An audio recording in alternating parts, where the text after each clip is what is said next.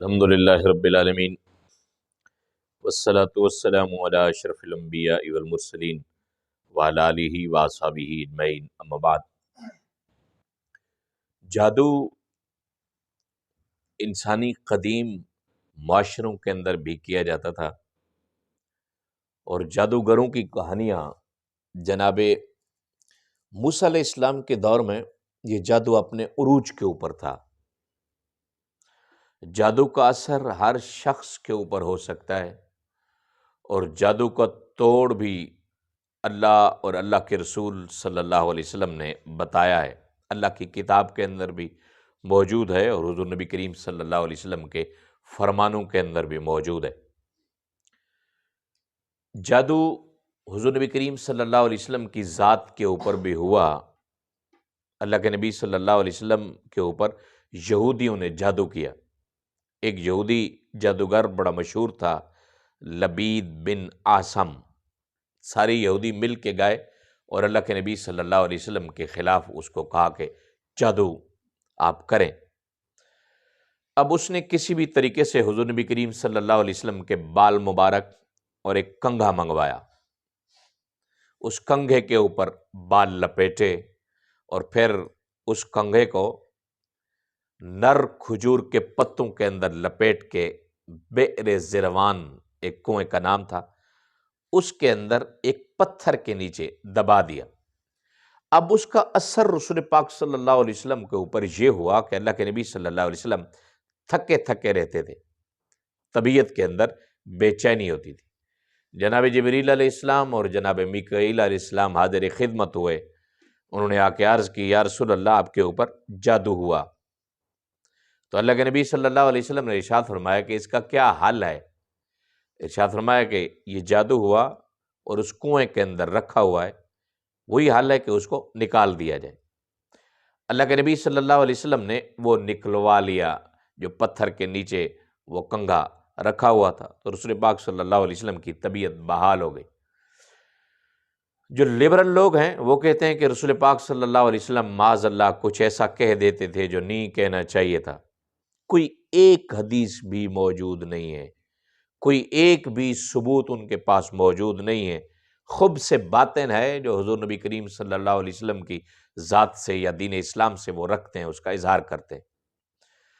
تو اللہ تعالیٰ نے آخری دو صورتیں معوذتین، قل اعوذ برب الفلق اور قل اعوذ برب الناس، اب کہا جاتا ہے کہ وہ جو کنگھا تھا اس کے اوپر 11 گرہیں تھیں، تو اللہ تعالیٰ نے ارشاد فرمایا میرے حبیب ایک ایک آیت پڑھتے جاؤ ان دو صورتوں کی، تو ایک ایک گرہ کھلتی جائے گی۔ تو ساری گرہیں کھل گئیں، رسول پاک صلی اللہ علیہ وسلم کی طبیعت مبارکہ بحال ہو گئی۔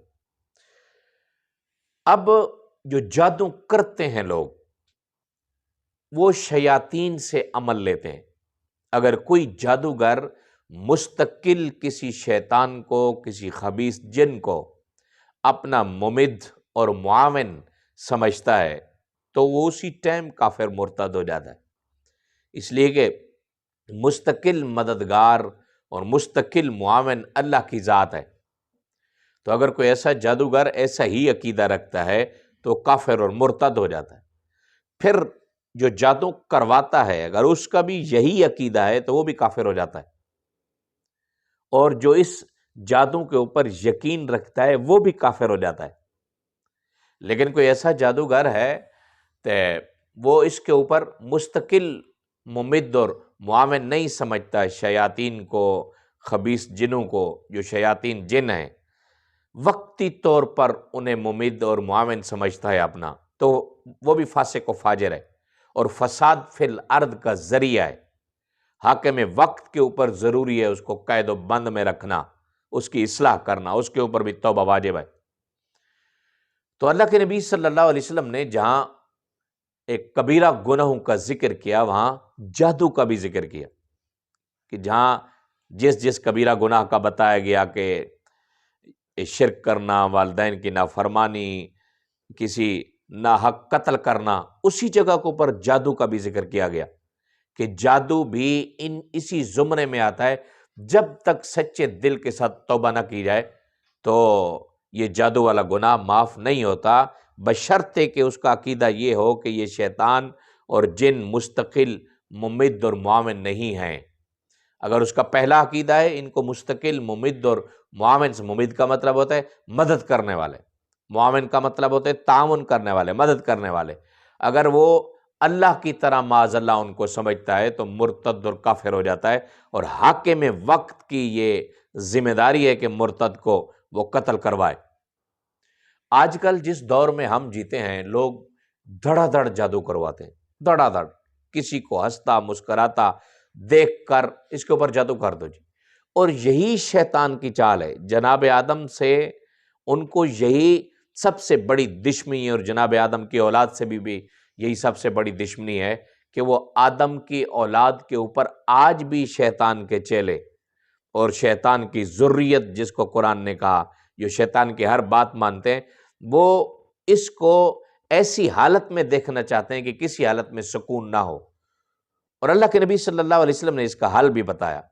آپ پوچھیں گے کہ جادو ہو گئے تو اس کا حل کیا ہے؟ باتیں تو بڑی آسان ہے کرنا، حل یہ ہے، رسول پاک صلی اللہ علیہ وسلم ارشاد فرماتے ہیں اگر کوئی بندہ صبح کے وقت 7 اجوا کھجوریں کھا لیتا ہے، خوراک بھی ہے اور علاج بھی ہے، 7 اجوا کھجوریں کھا لیتا ہے تو اس کے اوپر جادو اثر نہیں کرتا۔ اگر کوئی بندہ صبح کے وقت یاسین شریف پڑھ لیتا ہے، جادو اثر نہیں کرتا۔ آپ کہیں گے ہم 7 کے بجائے 10 کھجوریں کھاتے ہیں، یاسین بھی پڑھتے ہیں، سورۃ واقعہ بھی پڑھتے ہیں، سورۃ رحمان بھی پڑھتے ہیں، سورۃ ملک بھی پڑھتے ہیں، پھر بھی جادو ہو جاتا ہے۔ اس کا مطلب ہے اعتقاد کی کمی ہے، یقین کی کمی ہے۔ آپ یہ کہیں کہ جو اللہ اور اللہ کے رسول نے بتا دیا وہ حق ہے، اس یقین کے اوپر آپ سورۃ یاسین شریف پڑھیں صبح صبح، انشاءاللہ آپ کے اوپر جادو نہیں ہوگا۔ باقی جتنے کام ہوتے ہیں سب اللہ کی طرف سے ہوتے ہیں۔ اگر اللہ کسی کو، حضرت انس بن مالک رضی اللہ تعالیٰ عنہ کو رسول پاک صلی اللہ علیہ وسلم نے نصیحت فرمائی تھی، اے انس، دنیا جہاں تیرے خلاف ہو جائے اور تجھے نقصان پہنچانے کی کوشش کرے، اگر اللہ نے نقصان نہیں لکھا تو نقصان نہیں ہوگا۔ لہٰذا لوگوں کو کرٹیسائز کرنا کہ اس نے میرے اوپر جادو کر دیا، آج کل تو خدا نہ خواستہ کسی کو بخار بھی ہو جائے تو وہ بھی یہی کہتا ہے کہ میرے اوپر جادو ہو گیا۔ جادو کا توڑ اللہ کی کتاب کے اندر موجود ہے۔ 5 وقت نمازیں پڑھیں، سورت جو آخری 3 سورتیں ہیں ان کو کثرت کے ساتھ پڑھیں، یاسین شریف پڑھیں، اجوا کھجوریں کھائیں۔ اگر آپ کے پاس اجوا کھجوریں نہیں ہیں تو آج کل جو کھجوریں آپ کو سستی اویلیبل ہیں آپ کے پاس وہ کھا لیں، نیت یہ کر لیں کہ یا رسول اللہ میں تو غریب تھا، میں تو اجوا نہیں خرید سکتا، اتنی مہنگی ہیں، میں تو یہ 400 روپے والی کلو خرید سکتا ہوں۔ اگر اس کو بھی آپ کی نیت یہ ہوگی تو انشاءاللہ اس کے اوپر بھی آپ کو صلہ ملے گا۔